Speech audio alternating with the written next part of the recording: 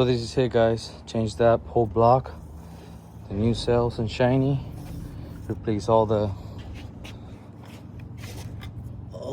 covers and all that stuff. Cleaned up. That's the old ones right there.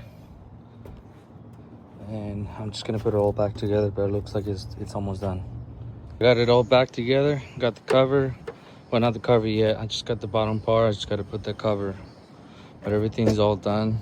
All the bolts, everything's back on. Just got to do a couple more things. Put the cover.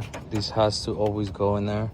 You cannot forget, because this one makes it basically waterproofs the whole battery. Because if the water goes inside, it'll mess it up. So this one is a gasket kind of. You always have to put it back on. Don't forget. But it's all good. Fan is back on. Computer is back connected. That's good. Cells, you can see them brand new. So I'm just gonna put the cover on, which is that. Put all the bolts around, and then move it with the lift, and go ahead and put it right on the studs, and it should be good to go.